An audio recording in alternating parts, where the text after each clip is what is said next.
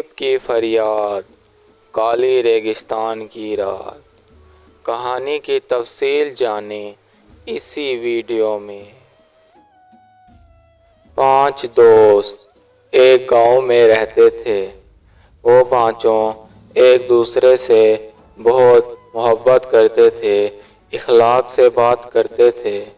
وہ پانچوں ایک ہی کاروبار کرتے تھے، تجارت کا، مل کر۔ اس وجہ سے دن ہو یا رات ہو، ہمیشہ ساتھ رہتے تھے۔ وہ پانچوں بہت زیادہ غریب تھے، ان کے پاس کچھ بھی نہ تھا۔ دھیرے دھیرے انہوں نے محنت کی، محنت کرتے گئے، تجارت میں انہیں منافع حاصل ہوا اور ان پانچوں کی زندگی بہت اچھی چلنے لگ گئی۔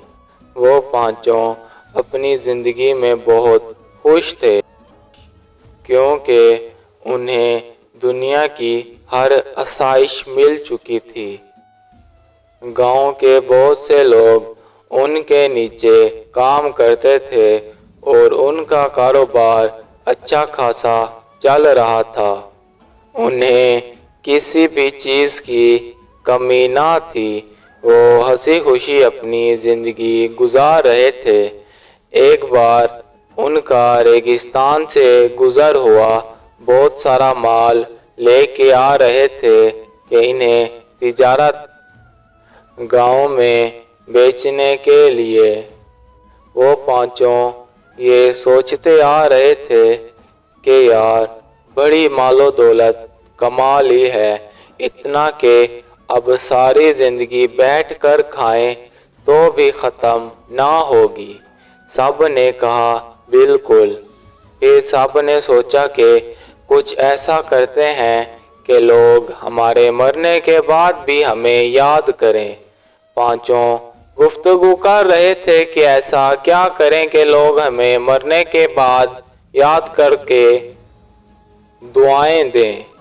تب انہوں نے سوچا کہ چلیں گاؤں میں جا کر ایک بڑا سا کارخانہ کھولیں گے، جس میں تمام گاؤں کے لوگوں کو کام دیں گے۔ ان کے گھر کا سارا حساب کتاب اسی کام سے نکلے گا، ان کی روزی روٹی وہی ہوگی۔ تب تمام گاؤں والے ہمیں دعائیں دیں گے ساری زندگی کہ ہم نے ان کی مشکل آسان کر دی کہ وہ گاؤں سے باہر دور دور تک کمانے جاتے ہیں، اب گاؤں میں رہ کر اچھے خاصے پیسے کما کر اپنے گھر کا خرچ چلا سکیں گے۔ وہ یہی ساری باتیں کر رہے تھے اور ان کا سارا مال ان کے ساتھ تھا۔ اتنا انہوں نے مال لیا ہوا تھا کہ وہ 6 سے 7 اونٹوں پہ ان کا سارا مال سوار تھا۔ یہ ان کی پوری زندگی کی سب سے بڑی تجارت تھی جو وہ کرنے والے تھے۔ ابھی وہ وہاں سے روانہ ہونے ہی والے تھے کہ ایک شخص آ گیا اور آ کے انہیں فریاد کرنے لگ گیا کہ میں بہت مجبور ہوں، مجھے مدد کی ضرورت ہے۔ وہ لوگ ہنسی خوشی باتیں کر رہے تھے، پھر اس کی طرف متوجہ ہوئے اور کہنے لگ گئے کہ کیا تمہیں مشکل ہے، بتاؤ ہمیں۔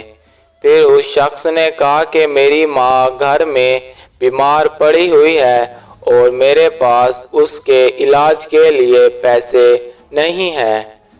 تب ان لوگوں نے تھوڑے سے پیسے نکال کے اسے دے دیے، اتنے کہ ان میں وہ اپنی ماں کا بڑی مشکل سے صرف کھانا ہی لے سکتا تھا۔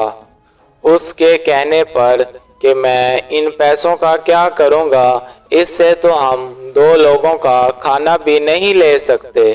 تب وہ پانچوں اس آدمی کو بھلا برا کہنے لگ گئے اور کہا کہ دفع ہو جاؤ یہاں سے، ہمارے پاس جتنے تھے ہم نے تمہیں دے دیے۔ پھر اچانک سے وہ شخص انہی کی آنکھوں کے سامنے نہ جانے کہاں غائب ہو گیا۔ وہ پانچوں بہت حیران ہو گئے اور ڈر کے مارے ریگستان سے رات کے وقت ہی سفر شروع کر دیا۔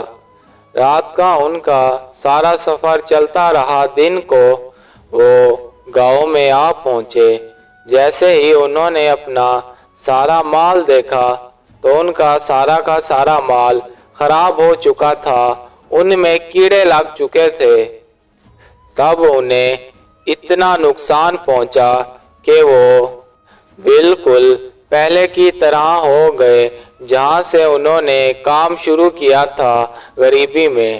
تب ان پانچوں کو سمجھ آئی کہ کہنے سے کچھ نہیں ہوتا، ہمیں اس غریب کی مدد کرنی چاہیے تھی۔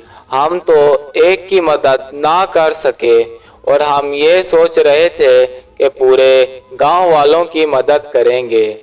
تب ان کی مال بچانے کی لالچ نے ان کو کسی کھاتے کا نہ چھوڑا۔